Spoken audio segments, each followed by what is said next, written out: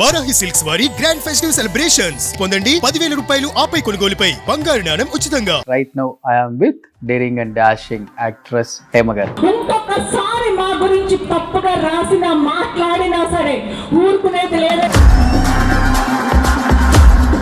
రాజుల నుంచి వచ్చిన ఒక 7వ తరగతి చదువుకున్న అమ్మాయి రూల్ చేసింది. ఎగ్జాక్ట్లీ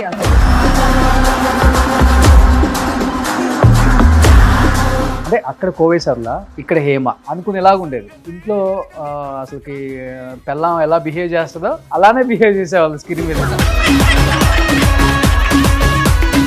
అతడులో ఏంటి సాసలు ఎత్తుకొని రాలేదా, ఇలా దోశల్లో పోస్తారా రేపు అడిగితే, అయ్యో మర్చిపోయిందండి తెస్తానని మళ్ళీ వెళ్ళిపోవటం. సింగర్ పెళ్ళం బాబా.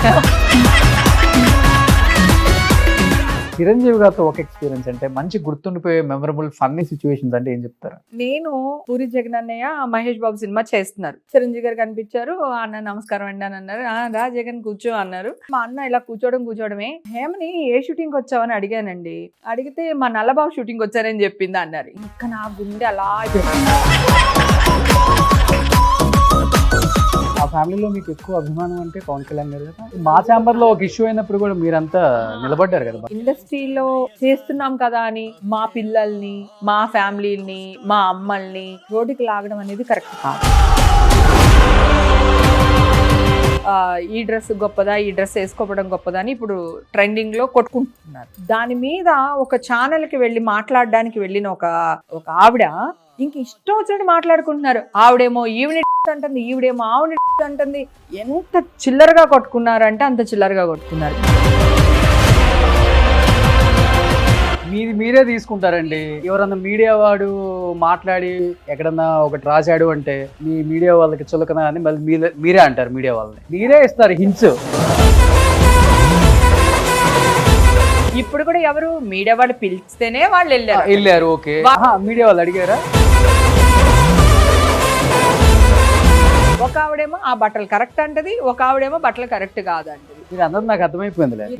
ఒక చోట దొరికినవి అంటే నువ్వు ఇంకో చోట దొరికినవి అని ఇంకొకరు అంటున్నారు. కానీ ఏంటి బట్టల మీద మీ కామెంట్ ఏంటి అసలుకి? వల్గరిటీ ఆడ మగ జెండర్ తో సంబంధం లేదు. ఎవరైనా వల్గర్గా ఉంటే అది తప్పే.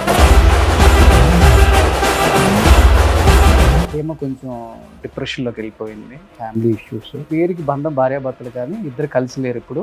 ఇదైతే ఒకటైతే డిస్కషన్ బయట నడిచినన్న విషయం మీకు తెలుసా? ఇదిగో వీళ్ళే ఇందాక కొంతమంది నువ్వు డాష్ నేను డాష్ అని కొంతమంది గురించి మాట్లాడుకున్నాం కదా. సో వాళ్ళు క్రియేట్ చేశారు. హేమగారికి మందు అలవాటు లేదు కదని హ్యాంకర్ అడుగుతున్నాడు. లేదు ఆవిడికి ఇప్పుడు అలవాటు చేసుకుంది, అప్పుడు ఇది చూసింది. మరి మళ్ళీ చెప్తున్నా, మొగుడుకి పెళ్ళానికి డైవర్స్ ఉంటాయి, కొడుక్కి తల్లికి డైవర్స్ ఉంటాయి. పూర్తిగా కంప్లీట్ ఇంటర్ క్యాస్ట్. ఆయన ముస్లిము, నేను హిందూ.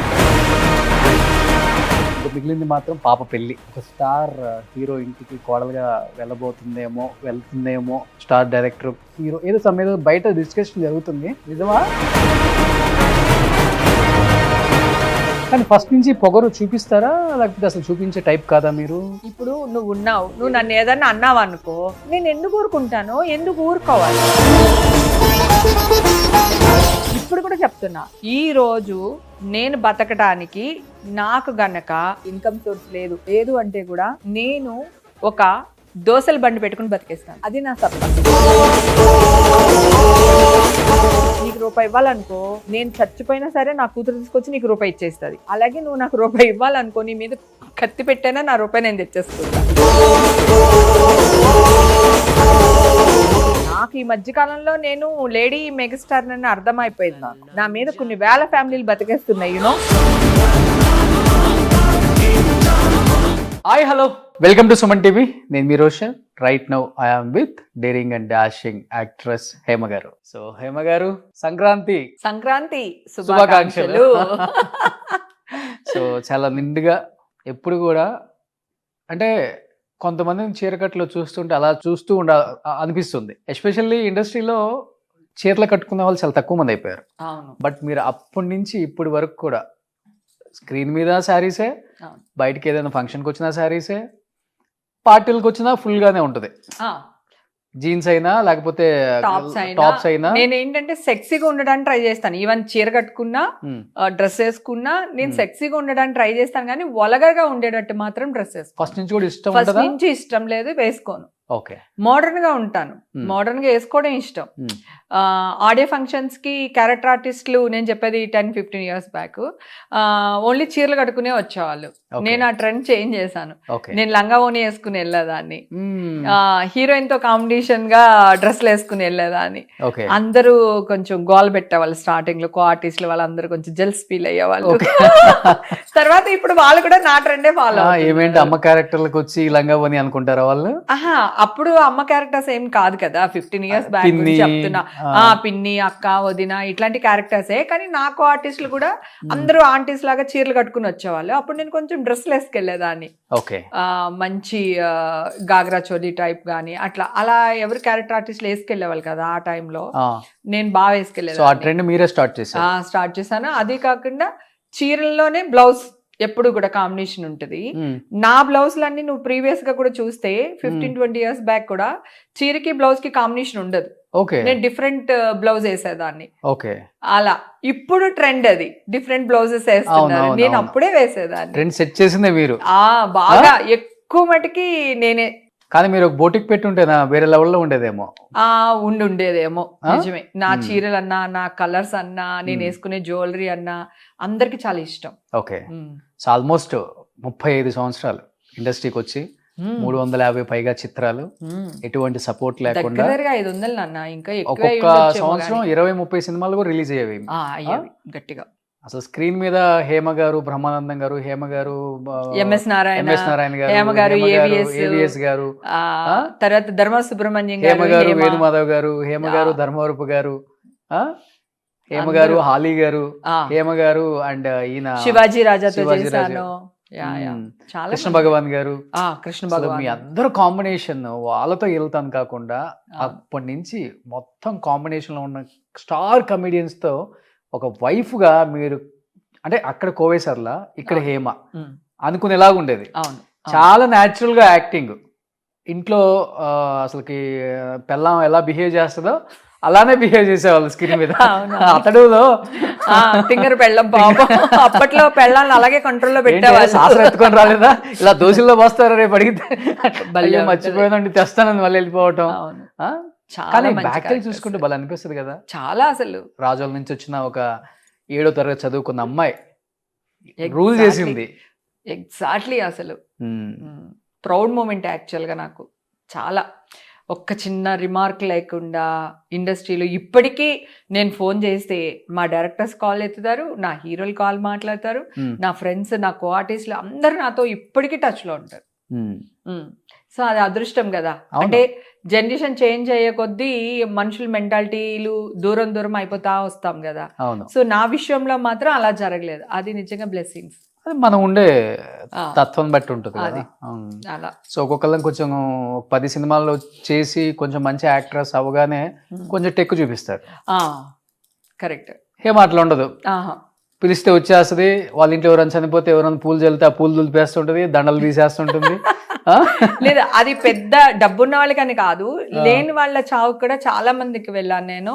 సో వాళ్ళకి కూడా నేను అంత దగ్గరుండి అంత జాగ్రత్తగా చూసుకునేదాన్ని నేను. అంటే పెళ్లికి వెళ్ళినా వెళ్ళకపోయినా చావుకి మాత్రం అటెండ్ అవ్వాలనేది నా కోరిక. ఈ రోజు మా మదర్కి ఇలా అయినప్పుడు మా ఊరంతా వచ్చినట్టు వచ్చారు. తమ్ముని పలకరించడానికి, నన్ను పలకరించడానికి ఊరంతా కదిలొచ్చినట్టు అయ్యింది. సో అది మేబీ ఆ బ్లెస్సింగ్స్ అనుకుంటున్నాను నేను. ఎందుకంటే ఆ టైంకి అందరూ ఉంటారు, చనిపోయే టైంకి ఎవరు ఉంటారో వాళ్ళే నిజమైన వాళ్ళు. నిజం, ఎగ్జాక్ట్లీ. సో ఈ మధ్యకాలంలో కొంచెం వెళ్ళట్లేదు, కానీ బేసిక్ గా అందరింటికి అందరి దగ్గరికి వెళ్ళొచ్చింది దాన్ని నేను. నాకు ఇష్టం. కల్పనా రాయ్ గారు చనిపోయినప్పుడు ఫస్ట్ శవాన్ని ముట్టుకున్నాను నేను. ఆవిడికి కాళ్ళకి దండం పెట్టుకొని. ఆవిడ ఇందిరానగర్ పక్కన ఒక చిన్న ఇంట్లో ఉండేవాళ్ళు అనమాట. ఆవిడ శవాన్ని బండి ఎక్కించే వరకు అక్కడే ఉండి అన్ని దగ్గరుండి చూసుకుని పంపించాను ఆవిడని కూడా.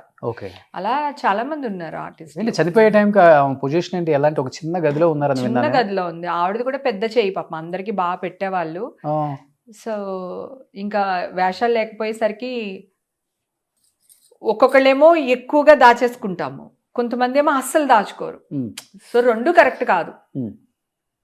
అది ఎక్కువ దాచేసుకున్నా మనం అనుభవించకుండానే పోతాం. అవును అవును అవును. అసలు దాచుకోపోయినా పోయే టైంకి నలుగురు ఉంటారో లేదో భయం. కానీ మీ దృష్టిలో ఇంత ఇంత ఇంత జీవితాన్ని చూసేసారు ఇండస్ట్రీలో, ఏం లేకుండా వచ్చారులే ఇక్కడికి, అన్ని సంపాదించుకున్నారు కాబట్టి జీవితంలో ఇవి ఉంటే సరిపోతుంది, ఇవి లేకపోయినా పర్వాలేదు అనిపించిన సందర్భాలు చాలానే ఉంటాయి కదా. చాలా ఉన్నాయి, ముఖ్యంగా ఒక లేడీ యాక్ట్రెస్ కి ఇవన్నీ. అవును, కూడు గుడ్డ ఉండటానికి మంచి ఇల్లు, తిరగడానికి కారు, అది బేసిక్. అది కాకపోతే నాకు మా మదర్ చిన్నప్పటి నుంచి, నేను పుట్టింది కూడా యాక్చువల్గా ఒక 2 స్టోర్ బిల్డింగ్ లో, ఒక మేడ అనుకో, రాజోల్లో. గాంధీ బొమ్మ సెంటర్ అంటే బాగా ఫేమస్ రాజోలు ఊర్లో సెంటర్లో నా ఇల్లు. అక్కడ నేను పుట్టాను. కాలువ గోదావరి పక్క పక్కనే ఉంటాయి అన్నమాట. సో అంత లేనోళ్ళం అయితే కాదు, అలా అని చెప్పి ఉన్నవాళ్ళం కూడా కాదు. Okay, upper middle class family. So ఆ మైండ్ సెట్ తోనే ఇండస్ట్రీకి వచ్చాను. ఈ రోజు ఇలా నిలబడడం అనేది హ్యాపీ. చాలా మంది ఏమనుకుంటారంటే ఇన్ని కోట్లు వస్తుంది, అన్ని కోట్లు వస్తుంది అని. నేను ఎప్పుడూ ఎవ్వరికి తల ఉంచలేదు. నాకు నచ్చితే నేను ఏదన్నా చేశాను, నాకు నచ్చకపోతే నో, నాకు నచ్చలేదు, నేను ఇలాగే ఉంటాను అని చెప్పి ఇండస్ట్రీలో కానీ బయట కానీ ఎక్కడైనా సరే ఎదురిస్తూనే ఉన్నాను. ఇప్పుడు కూడా చెప్తున్నా, ఈ రోజు నేను బతకడానికి నాకు గనక లేదు, సోర్స్ లేదు, ఇన్కమ్ సోర్స్ లేదు, మూవీస్ రాలేదు, లేకపోతే ఇంకొకటి లేదు అంటే కూడా నేను ఒక దోసల బండి పెట్టుకుని బతికేస్తాను. అది నా సత్తా. ఓకే, ఎలా బతకాలి అని ఆలోచించాను. ఇమ్మీడియట్ గా ఒక స్పాట్ చూసుకుని దోసల బండి పెట్టుకుని బతికేస్తాను. మంచిగా 4 రకాల చట్నీలు చేసేసి, అది అలా అన్నమాట. సో అందుకని నాకు ఫస్ట్ నుంచి ఇదే మైండ్ సెట్. లేకపోయినా వేరే వాళ్ళని అసలు అడగను. ఇప్పుడు నువ్వు ఇందాక అన్నావు, నీ బిహేవియర్ కూడా అవతల వాళ్ళు ఫోన్ మాట్లాడతారా, వెల్కమ్ చేస్తారు అని నువ్వు కూడా చెప్పావు ఇందాక.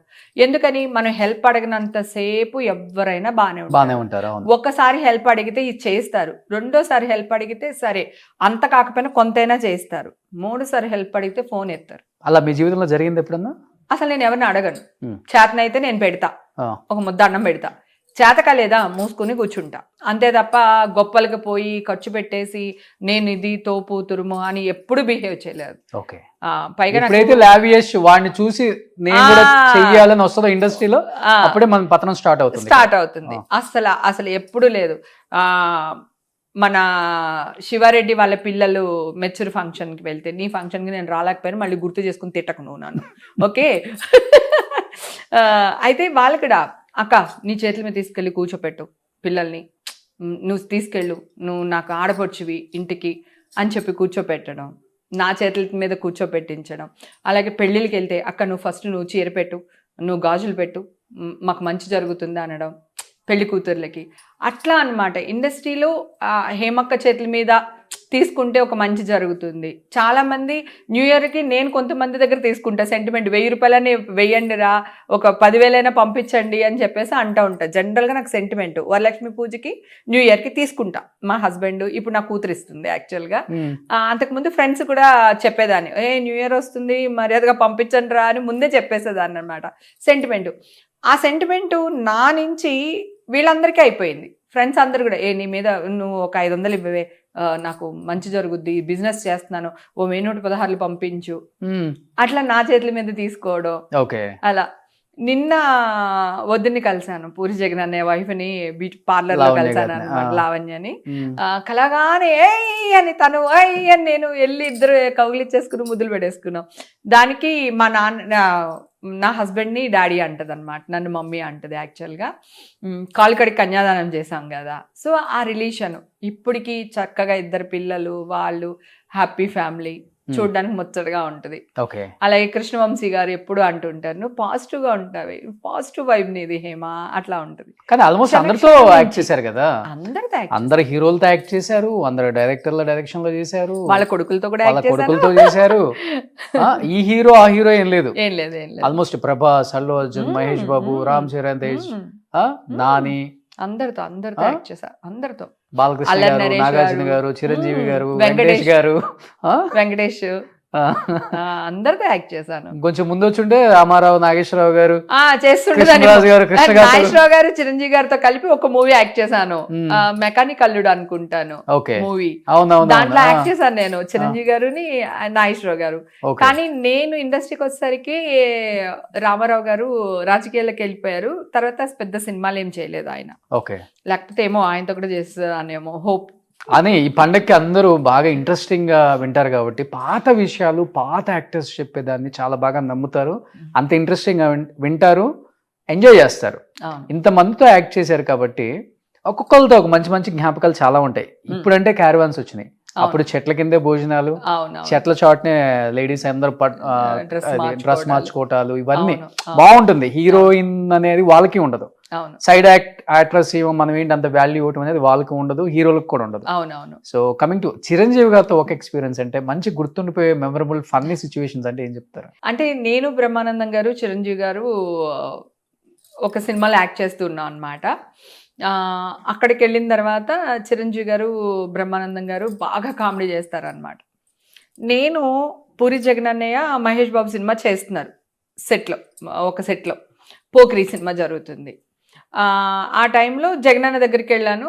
ఏంటి ఇలా వచ్చా అంటే, మా నల్లబాబు షూటింగ్ వచ్చానన్న. Means Nallababu means Chiranjeevi garu. Okay, అది వాళ్ళకే తెలుసు, ఎందుకంటే నేను ఎప్పుడు మాట్లాడుతూ ఉంటాను కదా. అవునా సరే రావైపోదామని చెప్పేసి అన్న చేసుకుని తీసుకెళ్ళిపోయాడు. మేమిద్దరు అలా నడుచుకుంటేలో చిరంజీవి గారు కనిపించారు. అన్న నమస్కారం అండి అని అన్నారు. రా జగన్ కూర్చో అన్నారు. నేను ఆల్రెడీ ఆయన షూటింగ్లోనే ఉన్నాను కనుక నేను కూడా మామూలుగా కూర్చున్నాను. కూర్చున్న తర్వాత మా అన్న ఇలా కూర్చోవడమే, హేమని ఏ షూటింగ్కి వచ్చావని అడిగానండి. అడిగితే మా నల్లబాబు షూటింగ్కి వచ్చారని చెప్పింది అన్నారు. ఇంకా నా గుండె అలా అయిపోయింది. నేను నల్లబాబు అనేది నా ముద్దు, నా పెట్టు పేరు చిరంజీవి గారికి. సో ఇప్పుడు చిరంజీవి గారు ముందు ఆ విషయం చెప్పేశారు. నేను వెంటనే సైలెంట్గా ఇలా వెనక జరిగా, మామూలుగా కూర్చునేదాన్ని. నేను మరీ అంత నల్లగా ఉన్నానా హేమ అంటే, ఇప్పుడు నాగబాబు వచ్చి తెల్ల భావన, ఇప్పుడు పవన్ కళ్యాణ్ వచ్చి చిన్న భావన, నేను నల్ల భావన అని చెప్పేసి ఆయన బాగా వేసుకున్నారు. ఆ రోజంతా ఆడుకుంటానే ఉన్నారు. నేనన్నా అలాగా కాదండి, అంటే ఒక ప్రేమతో కూడిన అభిమానంతో వచ్చిన అని చెప్పి నీళ్ళు నవ్వులుతా ఉన్నాను అనమాట.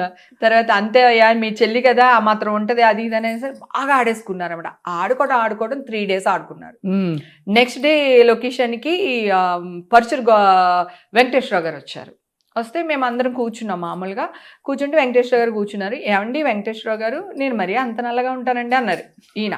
నేను అమ్మా మళ్ళీ ఆడేసుకుంటున్నారు ఈయన అనుకుని బిత్తరపోయి అలా చూస్తున్నారు అనమాట. వెంకటేశ్వర గారు చూస్తే, బాబు మీరు నలిపేంటి బాబు, మీరు మీరు చామంచాయి బాబు, రాముడు నలుపు కాదా కృష్ణుడు నలుపు కాదా అంటే ఈయనకి తెలియక నేను అన్నాను, ఆయన నన్ను ఆడుకుంటున్నారన్న సంగతి వెంకటేశ్వర గారికి తెలియక ఆయన, నేను వెంకటేశ్వర సార్ మీకు దండం పెడతాను ఆపండి సార్, ఆయన నన్ను ఆడుకుంటున్నారు అని చెప్పి ఆయన చేతులు పట్టుకుని ఆపండి సార్ ప్లీజ్ సార్ అంటున్నా.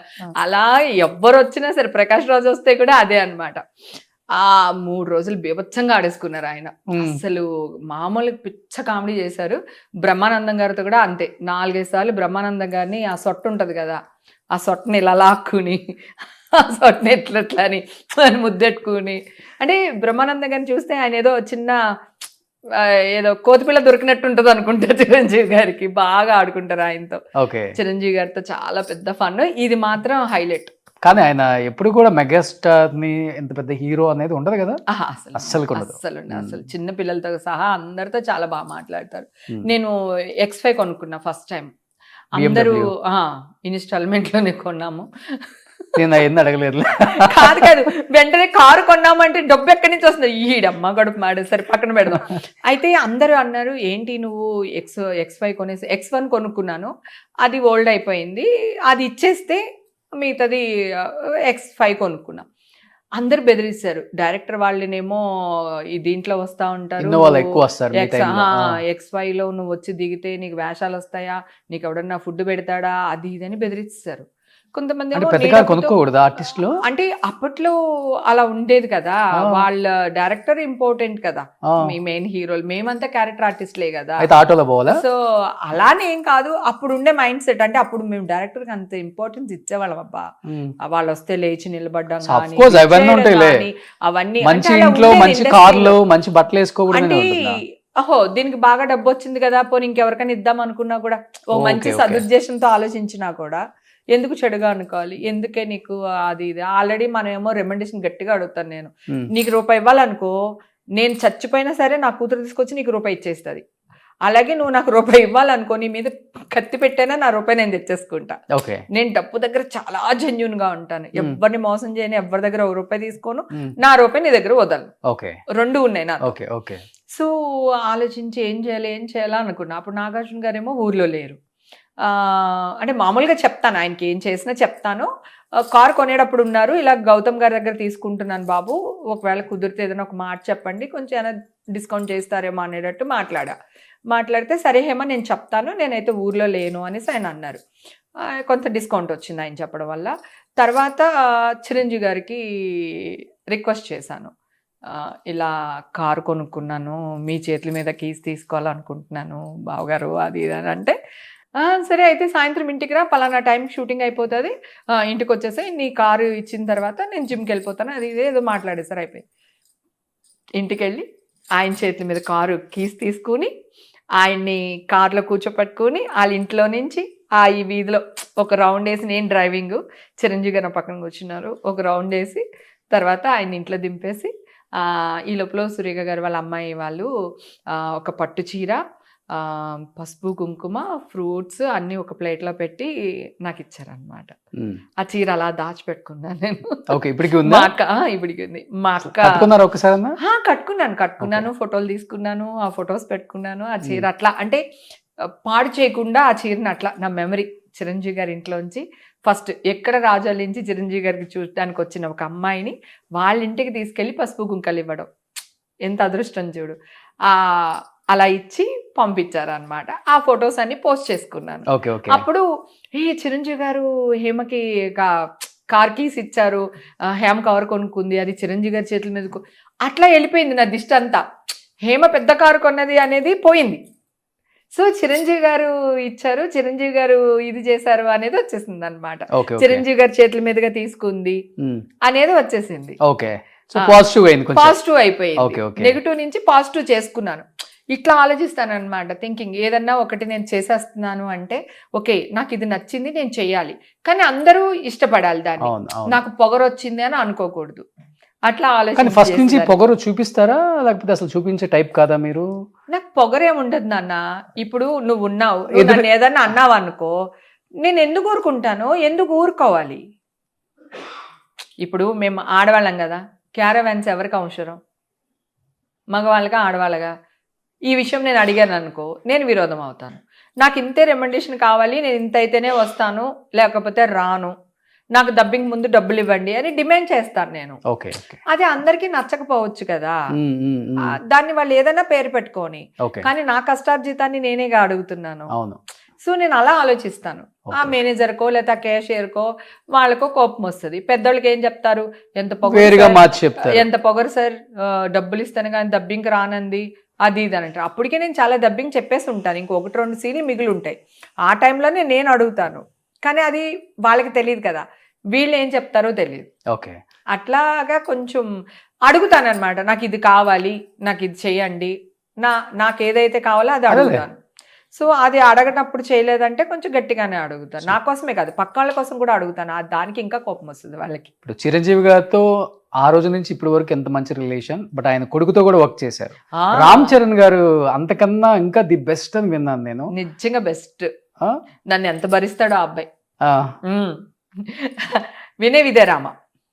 ఓకే, వినయ్ విజయరామ చేస్తున్నప్పుడు ఇదిగో నా కూతురు రిపోర్ట్స్, నీ బ్లడ్ రిపోర్ట్స్ ఇవి, నువ్వు నా కూతుర్ని ఎలా పెంచుతావు, ఇలా పెంచుతావు, అలా పెంచుతావు, ఇది ఎవడన్నా చేస్తాడు, నేను ముద్దు పెట్టుకుని ఎవడన్నా పెట్టుకుంటాడు కదా, నిజమే కదా, అది ఎవడన్నా చేస్తాడు, నువ్వేం చేస్తావు, నువ్వెలా పెంచుతావు, వంట వచ్చా, ఇవన్నీ అడుగుతాను.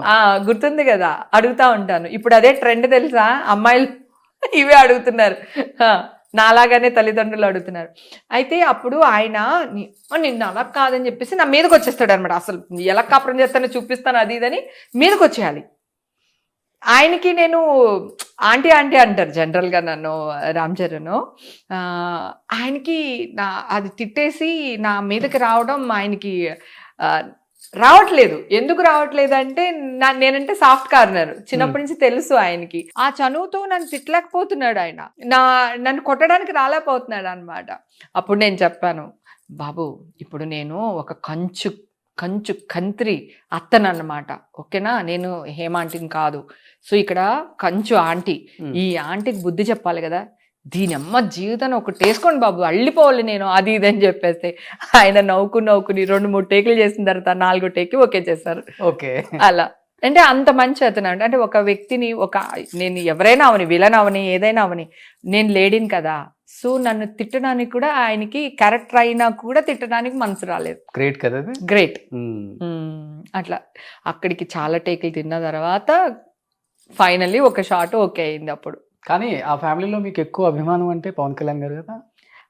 పవన్ కళ్యాణ్ గారు అంటే ఇష్టం, కాకపోతే చిరంజీవి అంటే నాకు ప్రాణం. ఓకే. పవన్ కళ్యాణ్ గారు రాజకీయాల్లోకి వచ్చిన తర్వాత ఇంకా ఎక్కువ ఇష్టం. ఓకే. చిరంజీవి గారితో మా ర్యాపో బాగుంటుందబ్బా. పవన్ కళ్యాణ్ గారు ఎక్కువ మాట్లాడరు. ఆయన ఏమో షూటింగ్ వచ్చినా కూడా ఒక రూమ్ లో బంధించినట్టు ఉంటారు.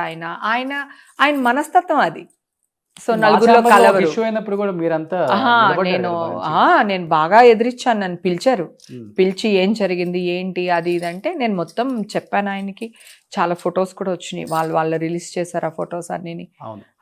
అంటే ఇండస్ట్రీలో చేస్తున్నాం కదా అని మా పిల్లల్ని, మా ఫ్యామిలీని, మా అమ్మల్ని రోడ్డుకి లాగడం అనేది కరెక్ట్ కాదు. అంటే ఎవరితో ఒకటి, నేను ఓన్లీ పవన్ కళ్యాణ్ గారి విషయం, ఓన్లీ హేమ విషయాన్ని మాట్లాడట్లేదు. రీసెంట్గా కూడా ఒక ఆవిడ మాలో ఒక బాధ్యత గల పోస్ట్లో ఉంది. ఒక ఆవిడ మొన్న రీసెంట్గా ఈ డ్రెస్ గొప్పదా, ఈ డ్రెస్ వేసుకోవడం గొప్పదా అని ఇప్పుడు ట్రెండింగ్లో కొట్టుకుంటున్నారు. గుడ్డు ముందా మెల్ల ముందా అని కొట్టుకుంటున్నారు జనాలు.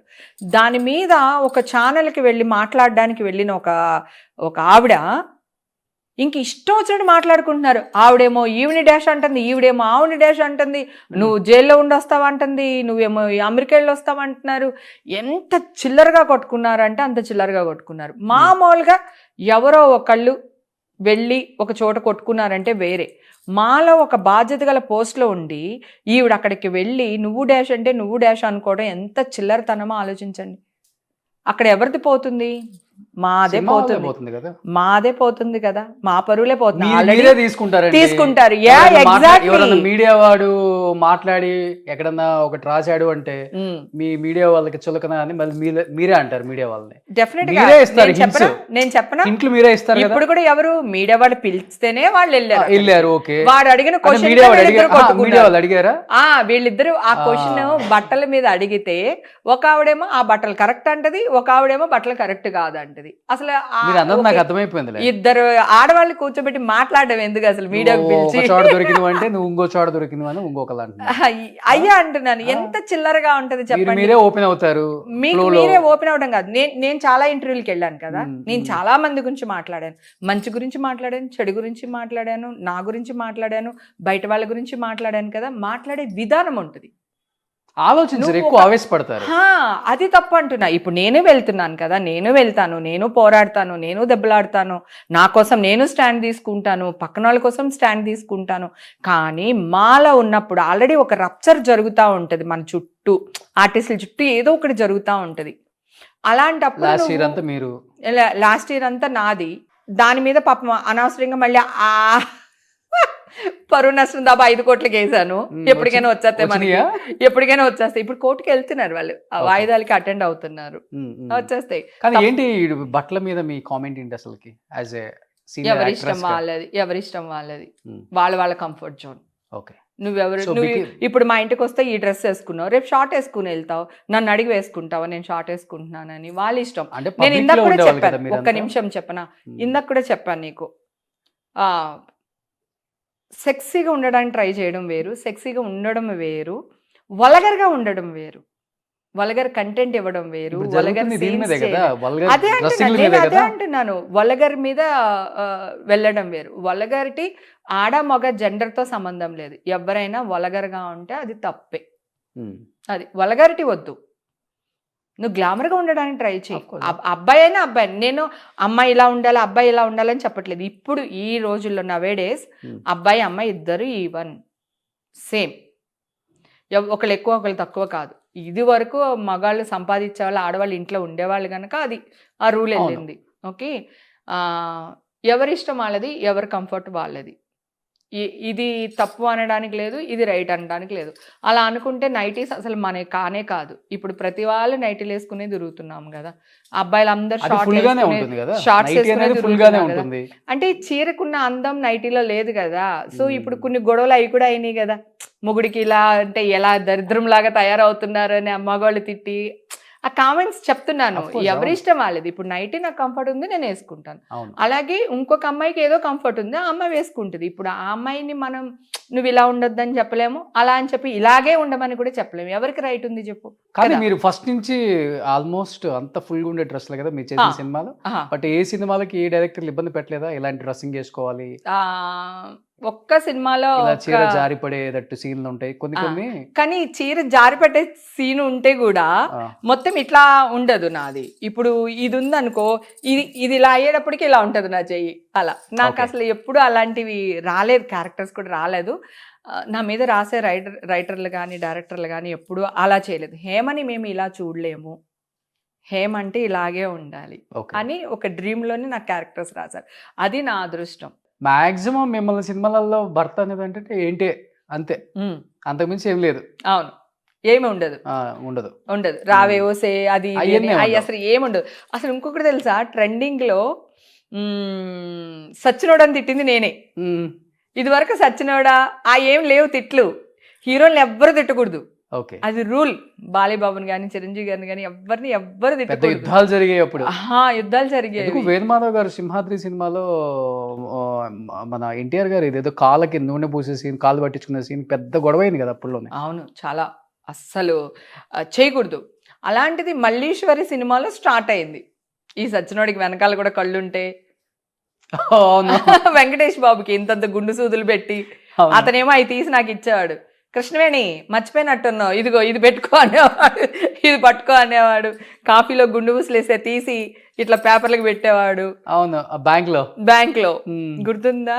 అప్పుడు ఈ సచ్చినోడికి వెనకాలకు కూడా కళ్ళున్నాయి, అంటే నేను సీతాదేవిని శ్రీరాముడిని ఇట్లా విడదీస్తే నీ కళ్ళు పోతారా సచ్చినోడా అని ఇట్లాంటి డైలాగ్స్ ఉంటాయి. ఫస్ట్ టైం తిట్టాను నేను, అప్పుడు నేనే భయపడ్డా.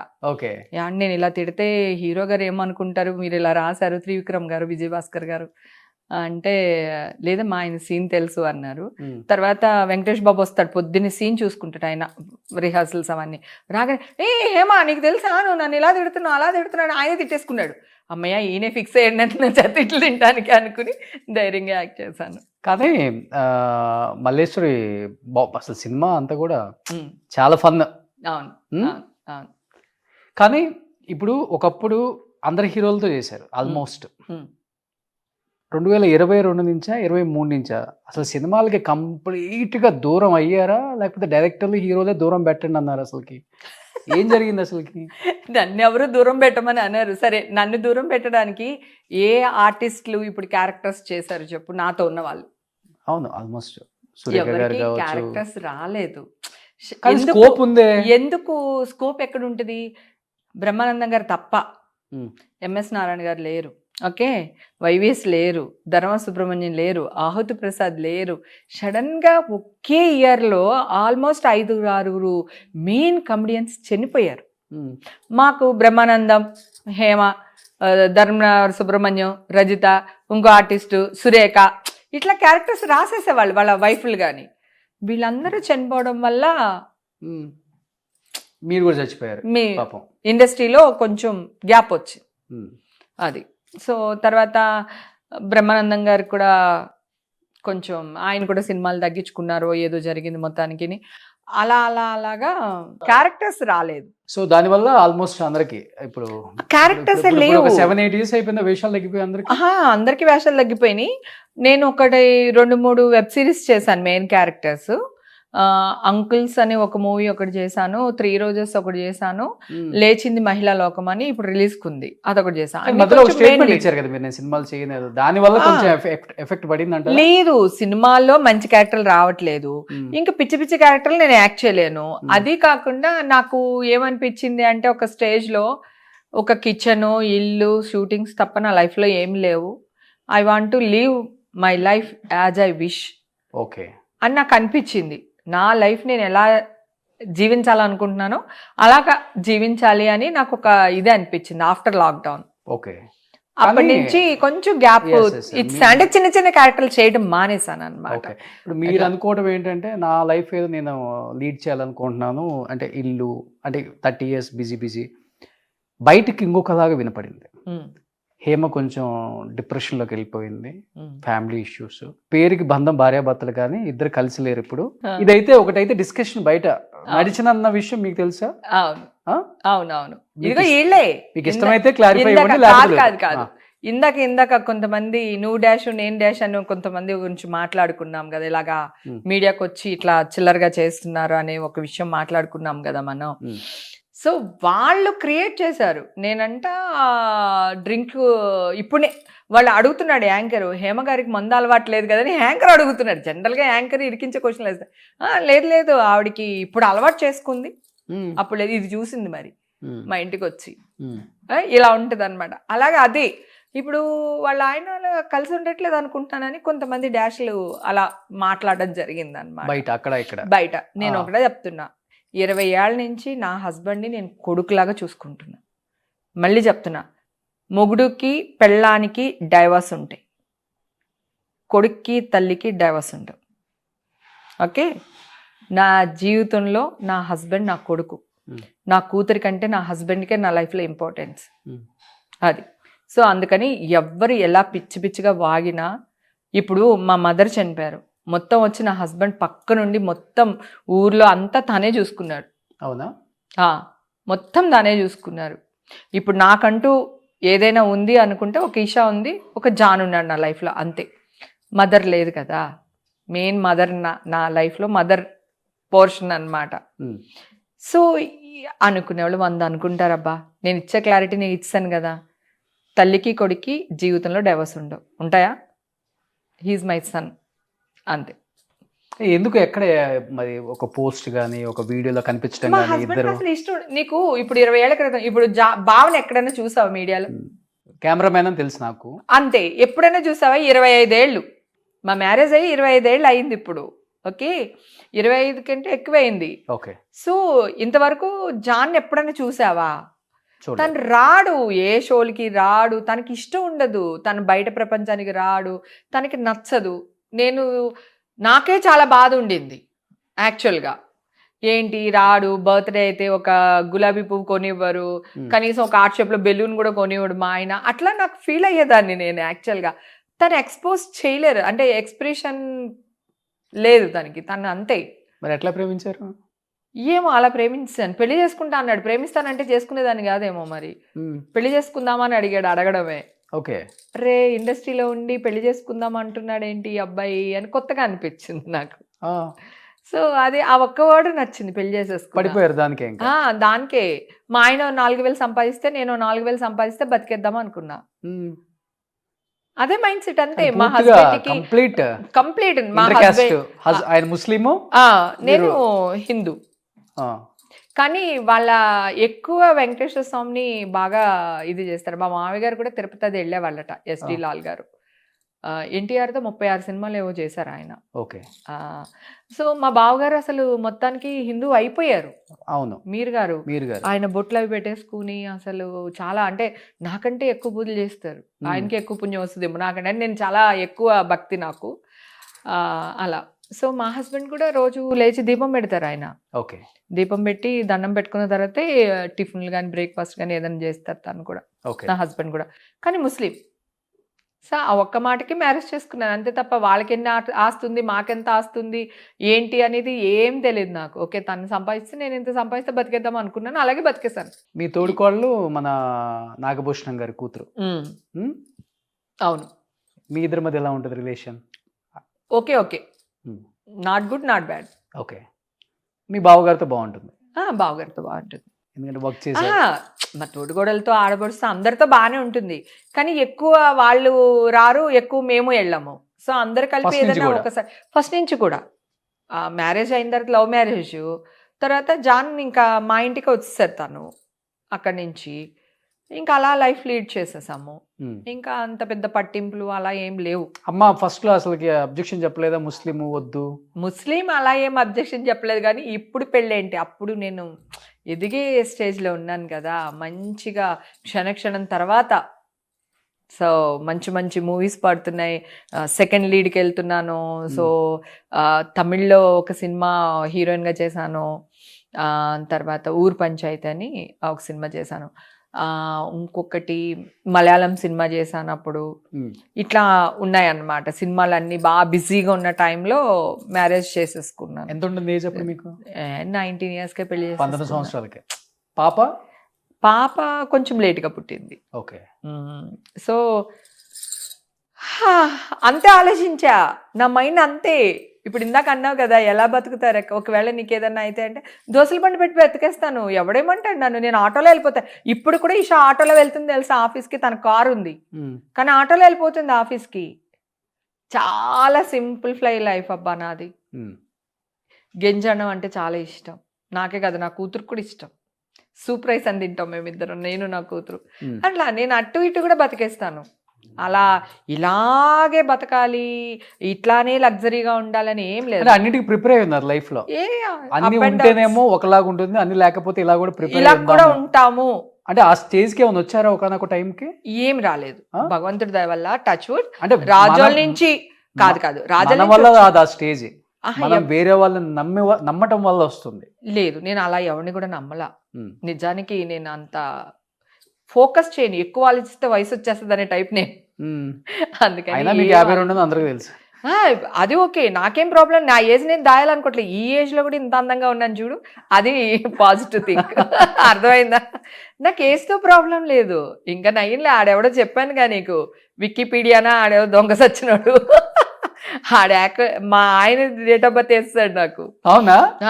అదే కదా, నీ ఇంటర్వ్యూలో కూడా చెప్పాను కదా, అబ్బాయి ఎంత వెంటాడుతున్నానో, మెంటల్ టెన్షన్ వాడుతున్నా. ఇప్పుడు వికీపీడియా ఏజ్ ఎంత మీద అయితే?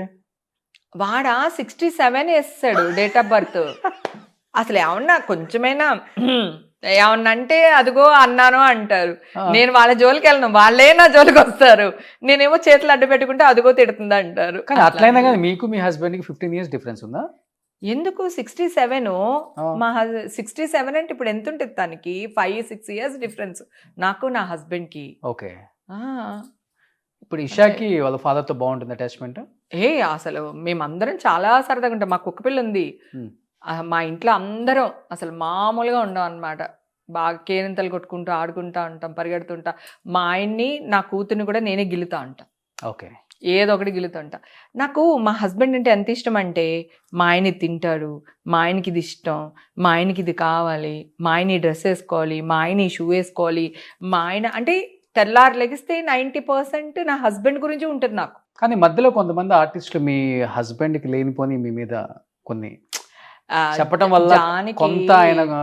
నేను ఒకటి చెప్పేవాళ్ళు చెప్తారు, నువ్వు వింటే నువ్వే పాడైపోతావు, విన్నంతసేపు మనం సేఫ్ అంతే. ఏమైనా డిస్టర్బ్ అయ్యారు జాన్ గారు? జాన్ గారు ఎప్పుడు ఏం డిస్టర్బ్ అవ్వరు. ఏదన్నా అయితే నేనే అవుతా, నేనే అరుస్తా, నేనే మాట్లాడతా. సో అసలు తను ఏమన్నారు, అసలు 99% అన్నాడు. నేను ఫ్రెండ్స్ వల్ల వీళ్ళ వల్ల కాదు నేను డిప్రెషన్కి వెళ్తా. నేను డిప్రెషన్కి వెళ్ళింది ఏంటి అంటే, సో చిన్నప్పటి నుంచి కష్టపడుతున్నా పరిగెడుతున్నాను, నాకు ఒక గుర్తింపు రాలేదు. అరే నా కోసం ఇది చేసావు కదరా, నీ కోసం ఇదిగోరా అని అట్లా లేకుండా అయిపోయింది. అంటే ఎవరు అంటే ఇప్పుడు మా మదర్ ఉన్నారు, మా అమ్మకి ఇది ఇష్టం, మా అమ్మ ఇది తింటుంది, లేకపోతే మా అమ్మ ఇది కట్టుకుంటుంది, అట్లా నేను పెట్టేదాన్ని. మదర్ కూడా అలా పంపించాను. మదర్ కూడా ఏంటంటే నేనే ఎనర్జీగా ఉంటాను, నేనే సంపాదిస్తున్నాను కనుక మమ్మీ కూడా నా మీద ఫోకస్ చేయలేదు. తమ్ముడు కూడా పెద్ద పట్టించుకోడు. నాకు ఎలా అనిపిస్తుంది అంటే, అమ్మకి తెలుసు కదా నాకు అరిసెలు అంటే ఇష్టం అని, అమ్మ అరిసెలు పంపించవచ్చు కదా, అమ్మకే నేను అరిసెలు పంపిస్తాను. అట్లా ఉంటుంది. నాకు చిన్న చిన్న ఆశలు అన్నమాట. ఇవి కూడా అర్థం చేసుకోరేంటి అట్లా అనిపిస్తుంది అనమాట. నాకు చెప్పాను కదా ఇందాక, ఈవేళ నా బర్త్డే అనుకో, ఒక గులాబీ పువ్వు మా ఆయన ఇవ్వాలని ఆశపడతాను. ఆయనకి ఇష్టం ఉండదు, ఆయనకి తెలియదు, ఆయనకి నేను తప్ప ఇంకెవరు లేరు లైఫ్లో, ఆయనకి ఇవ్వాలని తెలియదు. నేను చెప్తే కూడా ఇస్తే నటించినట్టు ఉంటుందేమో అని ఇచ్చేవాడు కాదు.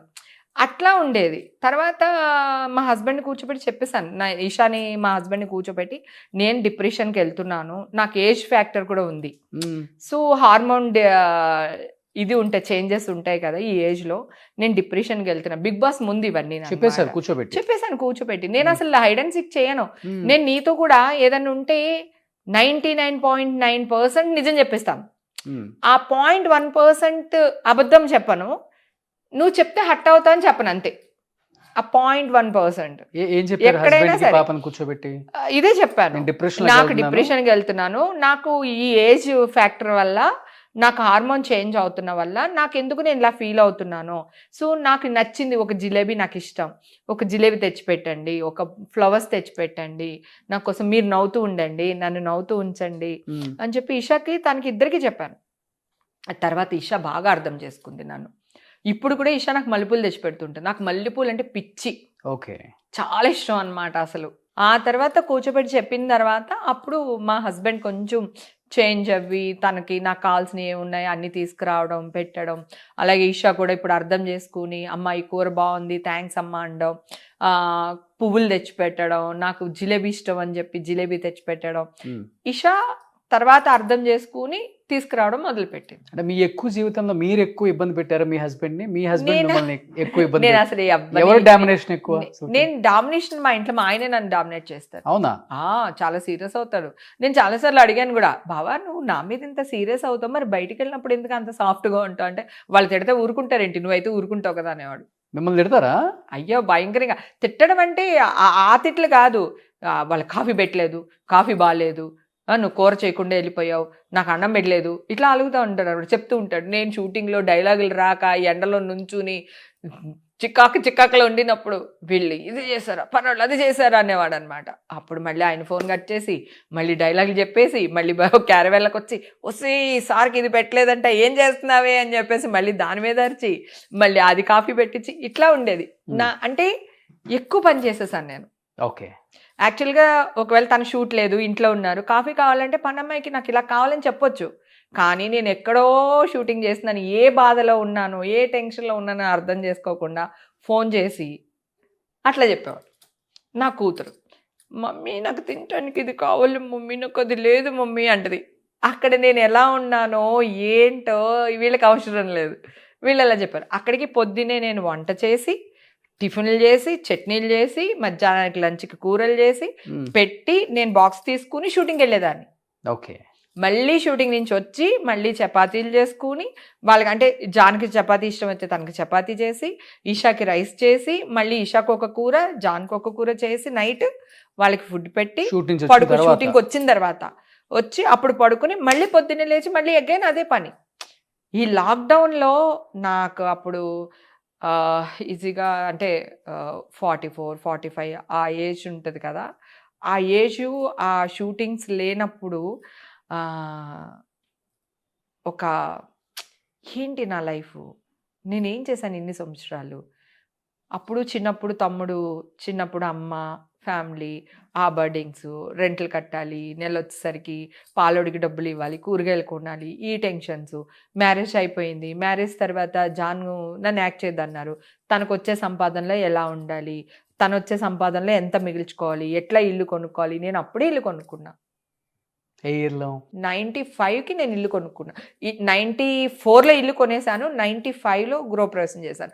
నా ఫస్ట్ ఇల్లు కాస్ట్ 5 lakhs. ఆ తర్వాత మాదాపూర్లో ఇల్లు కొనుక్కోవడానికి ఆ ఇల్లు అమ్మేస్తే 10 లక్షలు వచ్చింది నాకు ఆ ఇల్లు. ఆ 10 లక్షలు పెట్టి ఇంకో 6 లక్షలు లోన్ తీసుకుని మాదాపూర్లో ఇల్లు కొనుక్కున్నాను. మాదాపూర్ పిఎస్ ఆపోజిట్లో ఉంటుంది. అలా సో అప్పటి నుంచి చాలా చేసేసాను నేను.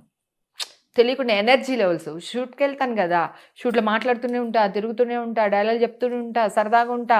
సెట్ బాయ్ ఇప్పుడు కెమెరామెన్ అరే ఆ టేబుల్ జరపానంటే టక్మని నేనే జరిపిస్తా.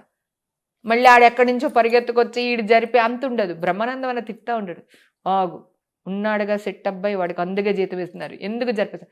కాదన్నా అనేవాడు అన్న. అయినా ఆగేదాన్ని కాదు. ప్రొడక్షన్ వాళ్ళు భోజనాలు వడ్డిస్తూ ఉంటారు కదా, నేనే తీసుకుని అటక్కడక్కడక్కడే వడ్డించేస్తాను. అంటే అంత ఎనర్జీ ఉండేదన్నమాట నాలో. అన్ని పనులు చేసేస్తాను. ఇప్పుడు షూట్లు పెళ్ళైన తర్వాత చేయొద్దు అంటే మానేశాను. ఆగారా? ఎన్నాళ్ళు ఆగారు? 5-6 ఇయర్స్ ఆగా.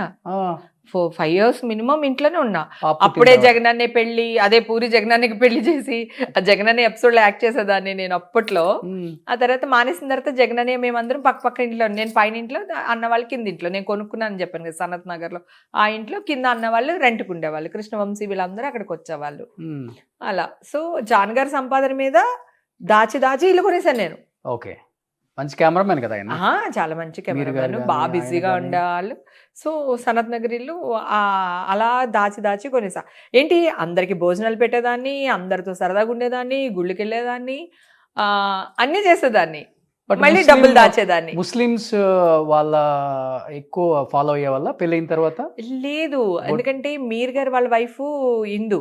అవును, నాగభూషణం గారి అమ్మాయి, ఆ, యాక్టర్ నాగభూషణం గారి అమ్మాయి కదా. తను కూడా హిందూ. సో నేను హిందూ బేసిక్గా, తను వాళ్ళ అత్త మామలు కూడా ఏమి అనేవాళ్ళు కాదు. సో అందుకని మేము అందరం ఆల్మోస్ట్ ముస్లిము, ఈ ట్రెడిషన్ అని ఎప్పుడు లేదు. గుర్కా వేసుకోవాలి, ఆచిచ్చి అసలు ఆ కాన్సెప్టే లేదు, లేదు అసలు లేదు. అలా ఏం లేదు. నా దేవుడు నా ఇష్టం, ఆయన దేవుడు ఆయన ఇష్టం, ఓకే. అట్లా. సో ఆయన పూజలు ఆయన అదే- లేదు, ఇప్పుడు మన అదే, దేవుడికి కూడా means చేస్తారు. మసీద్కి వెళ్ళి చేస్తారు, నమాజ్ చేస్తారు. రంజాను బక్రీద్కి చేస్తూ ఉంటాము. వాళ్ళ ఇంటికి, మీర్ గారి ఇంటికి మేము వెళ్తాం, మా ఇంటికి మీర్ గారు వాళ్ళు వస్తారు. ఒక్కొక్కసారి వాళ్ళ సిస్టర్ కామన్గా పాపం ఆవిడ ఇటు అటు తిరుగుతూ ఉంటారు. వాళ్ళ సిస్టర్ దూరదర్శన్లో ఎడిటరు. నేనంటే చాలా ఇష్టం ఆవిడకి. నేను ఆవిడని ఒక మదర్లా చూసుకుంటాను. పెద్ద ఆవిడ, జానికి అక్క, కానీ ఆవిడ మా ఇంటికి వస్తే పుట్టింటికి వచ్చినట్టే. ఓకే. ఆవిడకి అన్ని ఇచ్చి పంపిస్తాను. సో వాళ్ళ ఫ్యామిలీ సైడ్ అందరితో రిలేషన్స్ బాగున్నాయి మీకు? అందరితో బాగున్నాయి. స్టిల్ ఇప్పుడు కూడా? ఇప్పుడు కూడా అందరం చాలా బాగున్నాం. ఓకే. అసలు ఎలాంటి ప్రాబ్లం లేదు. ఎక్కువ కాలం అంతే, ప్రతిదీ కూర్చుని డిస్కషన్ చేసి అలా ఏముండదు. వాళ్ళ ఫ్యామిలీ వాళ్ళది, మా ఫ్యామిలీ మాది, అట్లా. వాళ్ళేమి ఇంటర్ఫేర్ అవ్వరు, మేమేమి ఇంటర్ఫేర్ అవ్వం. ఓకే. ఎవరి కానీ లైఫ్ ఇప్పుడు మళ్ళీ డైరెక్టర్లు, హీరోలు ఈ ఇంటర్వ్యూ చూసిన తర్వాత హేమాకి డెఫినెట్గా ఆపర్చునిటీస్ ఇవ్వాలి, మనం కొంచెం మర్చిపోయాం, ఆమె మధ్యలో దూరంగా ఉంది, పిలిస్తే కూతంత దూరంలో వెళ్ళటానికి రెడీగా ఉన్నారా? ఈ ఇప్పుడు మధ్య చాలా కాలంలో సినిమాలు జరుగుతున్నాయి కదా. ఇప్పుడు కాదు. ఇప్పుడు అనితా చౌదరి గారు మంచి మంచి మూవీస్ చేస్తున్నారు, మీరు లేదు అంటున్నారు. స్కోప్ లేదు, నీకు అర్థం కావట్లే. అనితా చౌదరి ఈ ఎన్ని మధ్య సినిమాలు కాలంలో, వచ్చినా తల్లి ఉంటది, అక్క ఉంటుంది. ఒక్క నిమిషం, ఇప్పుడు తల్లులు అక్కలు హేమ వేరే వాళ్ళు అవసరం లేదు. కొత్త కొత్త వాళ్ళు బొళ్ళు మంది వస్తున్నారు. ఓకే. సో వాళ్ళ మదర్లు సర్లే. క్యారెక్టర్లు ఇచ్చేస్తున్నారు. 10లో 2 చేసినా కానీ హ్యాపీనెస్. నాకు అది ప్రాబ్లం కాదు, నాకు ప్రాపర్ క్యారెక్టర్ కావాలి. ఇప్పుడు నేను ఒక డ్రీమ్ గర్ల్ గా ఉండిపోయాను కదా.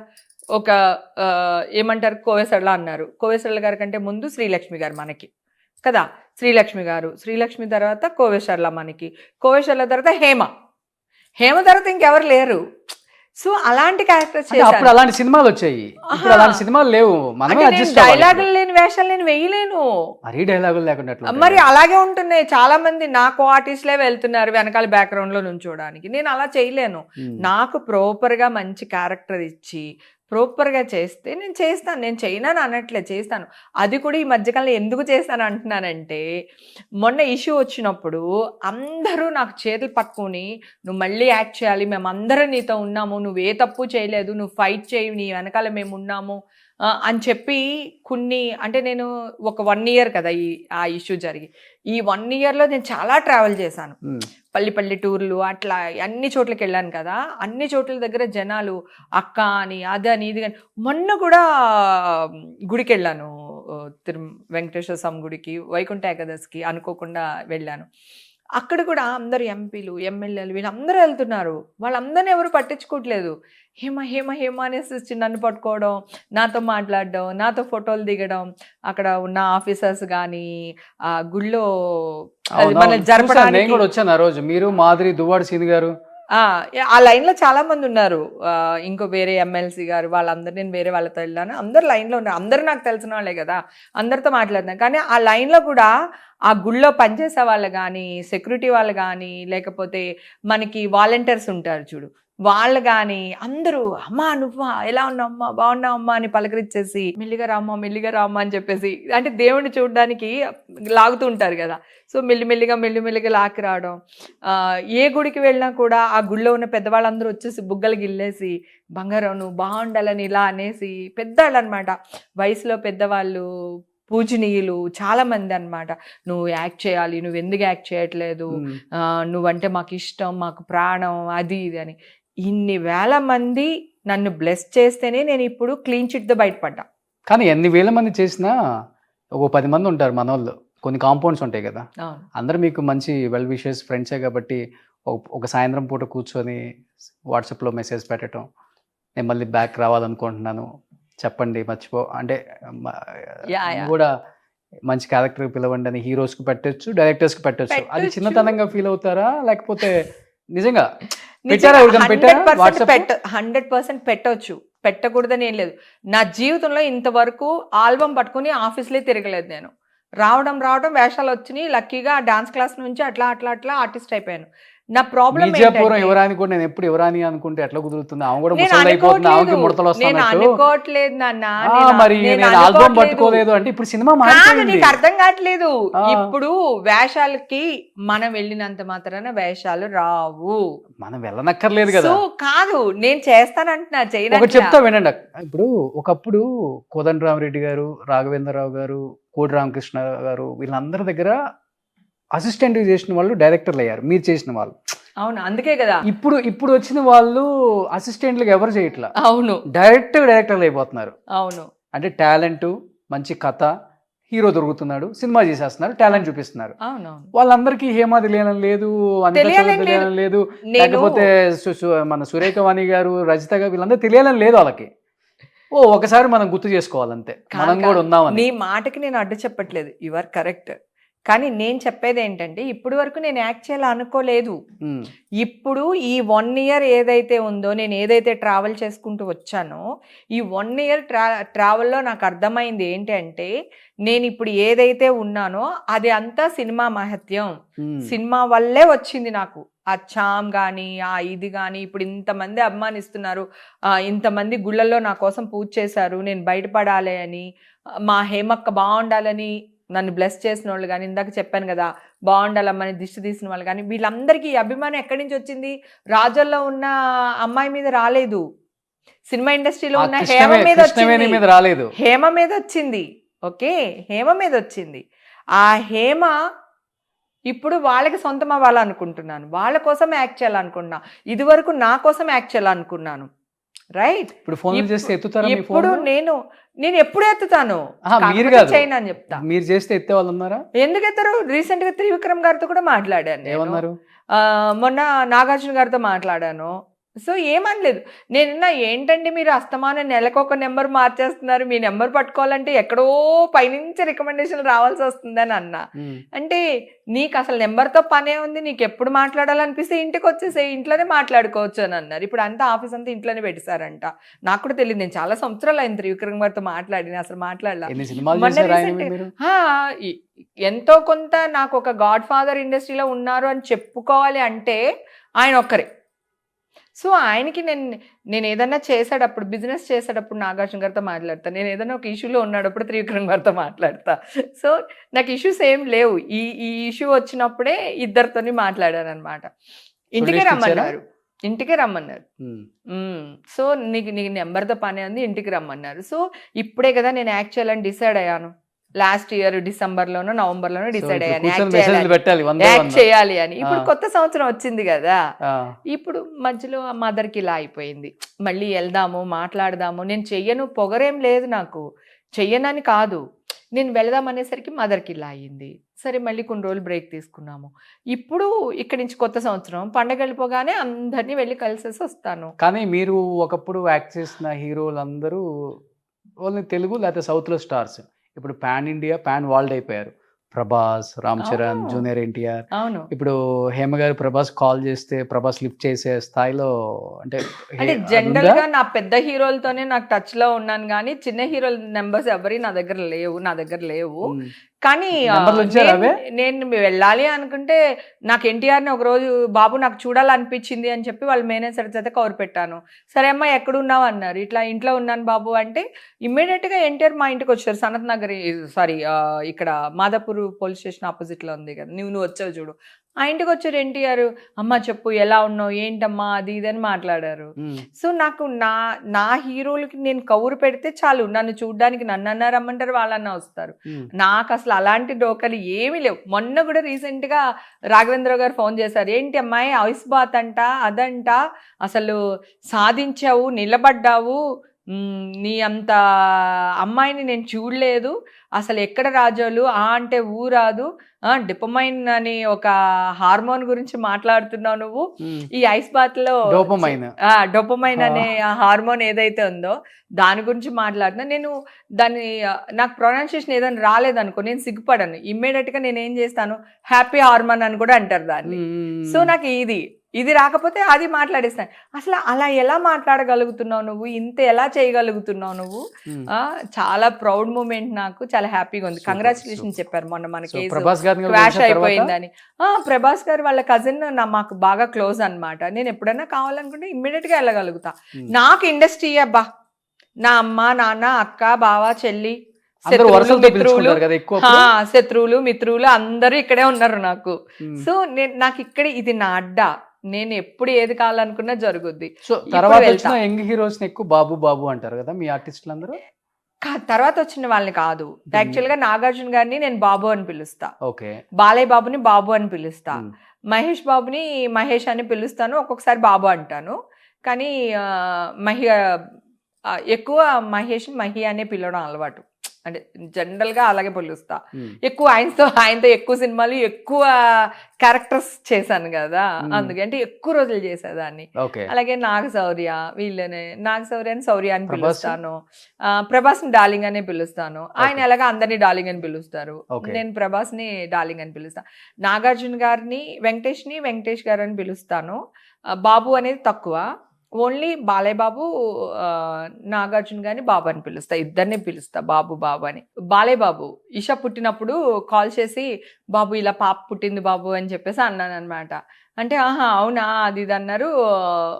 తర్వాత 2 days తర్వాత కాల్ సడన్ గా బాబు చెప్పు బాబు అన్నా. అంటే ఇప్పుడు గోకుల్ థియేటర్ దగ్గర అన్నా కదా అప్పుడెప్పుడు ఇల్లు, నేను గోకుల్ థియేటర్ దగ్గర నేను ఇప్పుడు ఎటు రావాలన్నాడు ఆయన. టెన్షన్ వచ్చేసింది నాకు, ఆయనకి ఏదో అని అడ్రస్ చెప్పేసి వెంటనే మా ఆయనకి ఫోన్ చేసి బావా బాలయ్య బాబు వస్తున్నారు మన ఇంటికి, తొందరగా ఎక్కడున్నారు వచ్చేయండి బాబా అర్జెంట్ కానీ, ఏ కూల్ డ్రింక్లు ఏవో తీసుకున్నాను. నేను సడన్ గా ఒక హీరో వస్తున్నారంటే ఏం చేయాలో తెలియదు కదా మనకి. అంటే అప్పుడు పాపం మా జాన్ గారు కొన్ని స్వీట్స్ అవి ఇవి తీసుకుని వస్తే పాపం ఈశాన్ ఎత్తుకుని ఉయ్యాల వేసి అసలు బ్లెస్ చేసి కొన్ని మంత్రాలు చదివేసి బ్లెస్ చేసి వెళ్ళారు. Okay, proud moment. 25 years back 24 అంటే ఈషా గారికి హీరోలు ఇంతే ఉంటారు, ఫ్యామిలీ అసలు ఫ్యామిలీ. ఆయన రావడం దగ్గరలో ఆడిపోయి నేను అంటే ఇప్పుడు చిరంజీవి గారితో కొంచెం ఇది ఉంది, నాగార్జున గారికి కొంచెం అను ఉంది. ఈయన అంటే అసలు అందరికీ భయమే కదా, అప్పుడు నాకు కూడా టెన్షన్ గా ఉండేది. ఆయన ఎప్పుడు సంకెక్కించుకుంటూ తెలియదు, ఎప్పుడు తిడతారో తెలియదు అనే ఒక భయం ఉంటుంది ఇండస్ట్రీలో అందరికీ. పాపం నన్ను ఎప్పుడు ఏమనలేదు కానీ ఒక టెన్షన్ ఉంటుంది బాలయ్య బాబు అంటే కదా. ఆయన అలా వచ్చారు. పరశురామ్ సినిమా చేస్తున్నాం అప్పుడు 92లోనో 93లోనో అనుకుంటాను, సోమాజిగూడలో. అక్కడ ఇంట్లో ఉన్నాడప్పుడు చిరంజీవి గారు ఎస్పి పరశురామ్ ఏదో సినిమా ఉంది ఆయనది, శ్రీదేవి ఆయన పోలీస్ ఆఫీసర్ అయినా, ఆ సినిమాకి మా ఫ్లాట్ లోనే షూట్ చేస్తూ ఉన్నారు. అయితే పెన్సెట్ రవిరాజ్ గారికి డ్రెస్ మార్చుకోవాలి సార్, ఇక్కడ నుంచి ఏదో డబ్బింగ్కి వెళ్ళాలి, ఏదో సంథింగ్ ఏదో ఫ్లైట్కి వెళ్ళాలి ఏదో అడిగారంట. అంటే ఇక్కడ మన ఆర్టిస్ట్ ఉంది బాబు హేమ అని, వాళ్ళ ఇంట్లో మార్చుకుందరు కానీ అని అన్నారంట. వాళ్ళు సడన్ గా చిరంజీవి గారిని మా ఇంటికి తీసుకుని వచ్చారు. ఇంకా అసలు అమ్మో కాలు ఆడలేదు, ఇటు పరిగెత్తాను అటు పరిగెత్తాను, అయితే అవుతారు ఇది తాగుతారు. ఆయన ఆగండి నుంచో ఒక 2 నిమిషాలు నుంచో ఒక 2 నిమిషాలు ఓకే అంటే ఫస్ట్ టైం చిరంజీవి గారు మా ఇంటికి వచ్చారని అసలు అబ్బా అది మర్చిపోలేను అనమాట.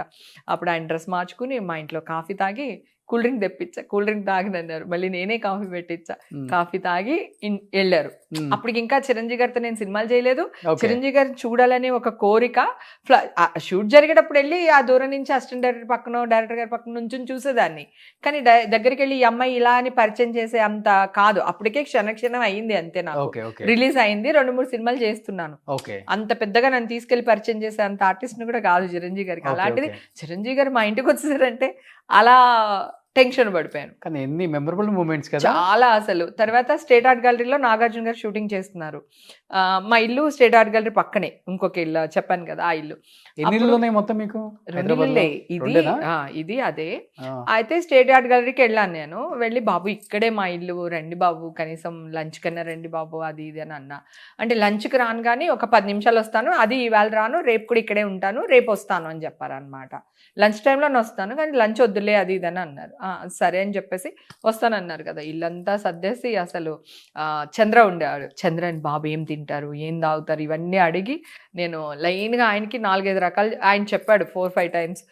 చేపల పులుసు ఇష్టం అన్నారు, తర్వాత ముద్దపప్పు, ఆవకాయ పచ్చడి, నెయ్యి, ఇలా ఏవో రసం, ఇట్లాంటివి అన్నీ చెప్పారనమాట. అన్నీ రెడీ చేసి టేబుల్ నిండా పెట్టేశాను.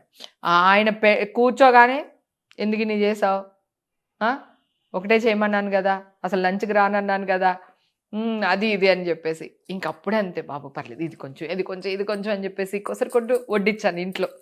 అదొక చాలా మెమరబుల్ డే అన్నమాట. బాగా ఇష్టం కదా నాగార్జున గారు అంటే? అసలు ప్రాణం నాకు, అసలు పిచ్చి పిచ్చి నాకు ప్రాణం.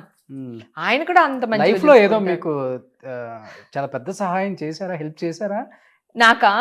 నాకెప్పుడు ఎందుకు అంత పిచ్చి ప్రాణం? ఇప్పుడు మీరు బేసికల్ గా చిరంజీవి గారు ఫ్యాను. ఆయన నాగార్జున ఇప్పుడు చిరంజీవి గారు అంటే ఒక బావగారు, ఇంటికి పెద్ద దిక్కు. Okay sir, respect. నాగార్జున గారు అంటే నా ఫ్రెండ్, నా బాయ్ ఫ్రెండ్ లాగా. అంటే ఆయన సినిమాలు ఎలా చూసామో, గీతాంజలి రొమాంటిక్ సినిమా. సో అక్కడి నుంచి మనం అప్పుడు ఏమంటారు 15-16 ఇయర్స్లో అలాంటి ఒక సినిమా. అప్పుడు అసలు లిప్ లాక్ లేవు, రొమాంటిక్ సీన్స్ లేవు సినిమాల్లో, తెలుసు కదా నీకు. నాగార్జున గారు వచ్చిన తర్వాతే కదా ఆ రొమాంటిక్ సీన్స్ ఇవన్నీ అలా చూడడం. మన ఇప్పుడంటే కొడితే ఫోన్లో 100 సీన్స్ వస్తున్నాయి. కాదు, అక్కడ మనకి అసలు పువ్వు మీద ముద్దు పెట్టడాలు ఇవే కదా ఉండేవి. పక్షులు వచ్చి ఇలా ఎగరడాలు ఇవి చూపించేవాళ్ళు ఎప్పుడైనా ఫస్ట్ నైట్ సీన్లు అంటే. అసలు నాగార్జున గారు ఆ సినిమాలు చూసి, ఆయన్ని శివ చూసి అమ్మ ఒయ్యమ్మ అని, ఇంకా తర్వాత మిగతా సినిమాలు అవి చూసి ఇవి చూసి అసలు ఫిదా అయిపోయాను అనమాట. ఆయన అంటే క్రష్.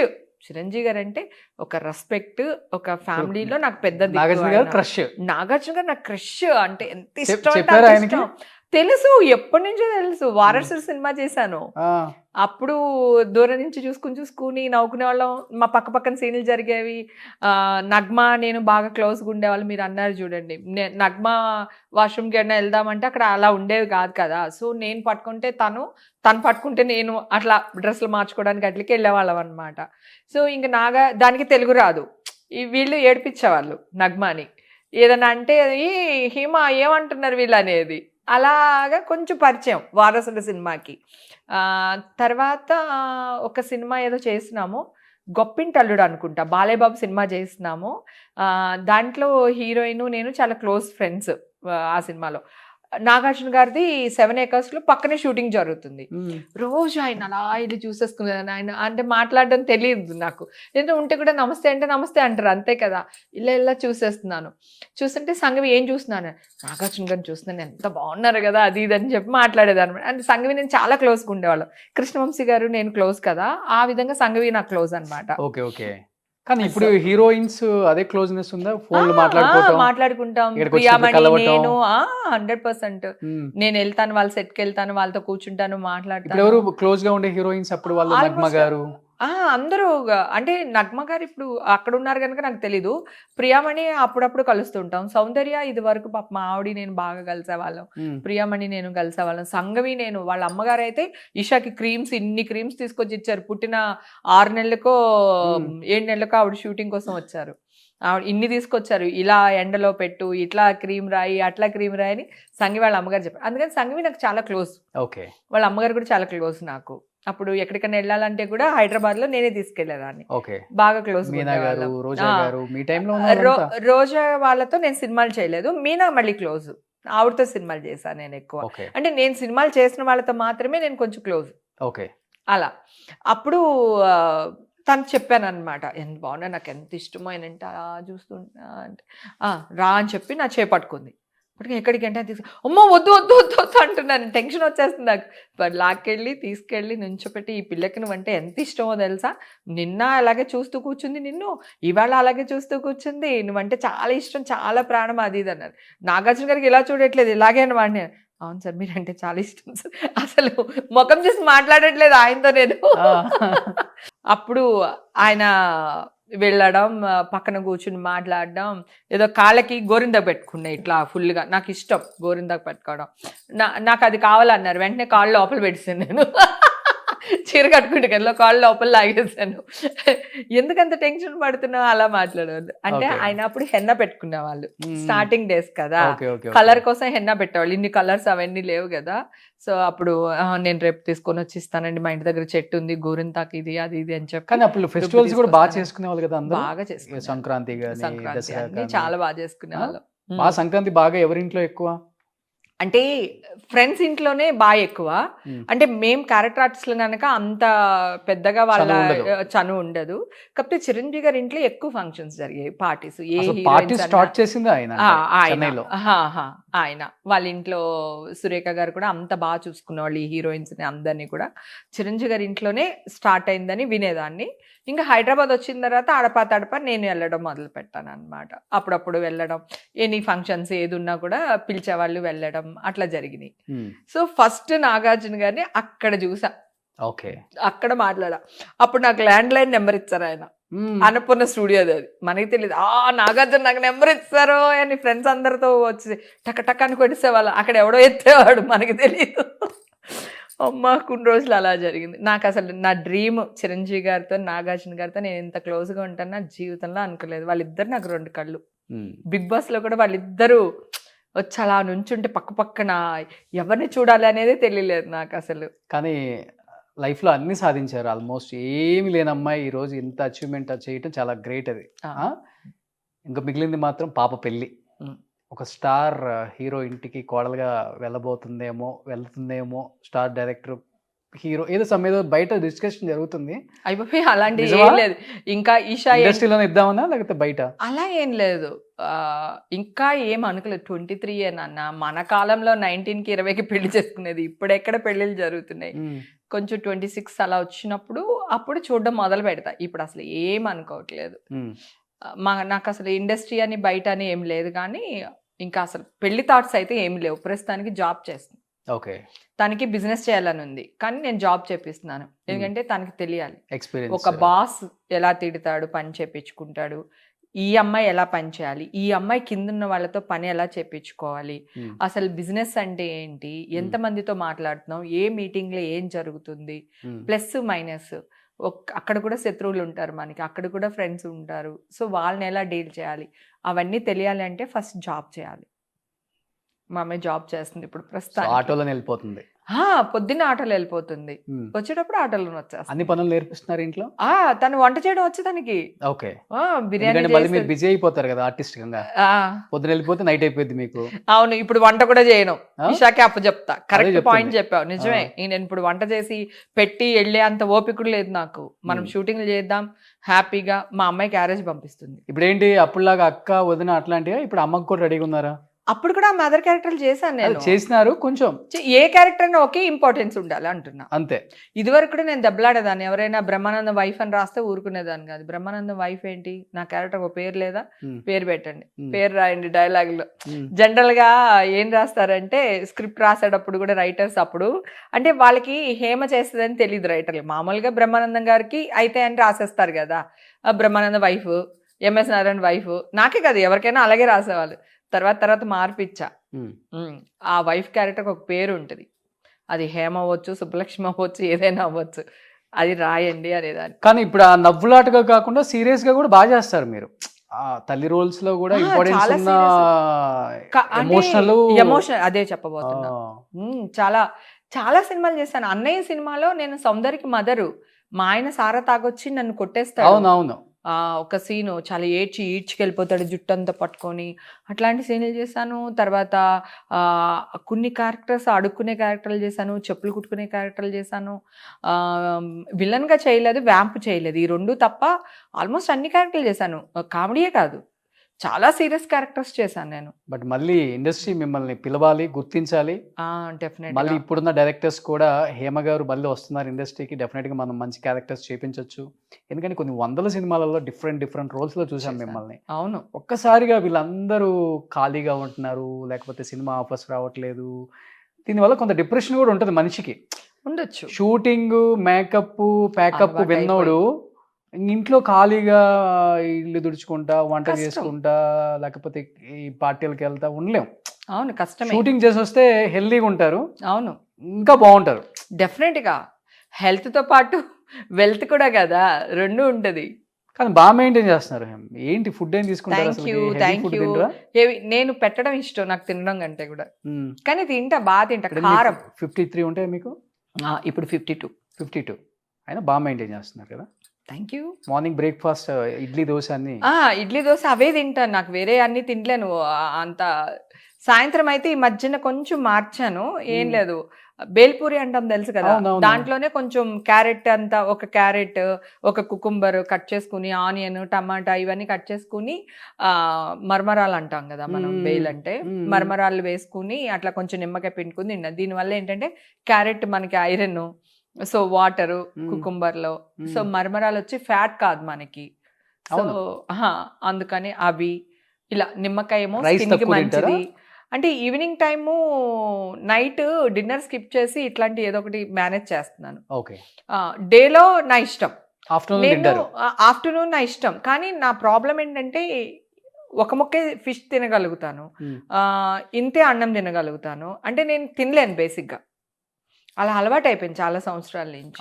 కానీ తినేది ఏం లేదు, గొడ్డు కారం తింటా. ఒక్కొక్కసారి తిక్కొచ్చేస్తే వైట్ రైస్ లో కొంచెం నువ్వుల నూనె వేసేసుకుని, ఉప్పు కారం వేసేసుకుని కలుపుకుని తింటా. అంత ఇష్టం.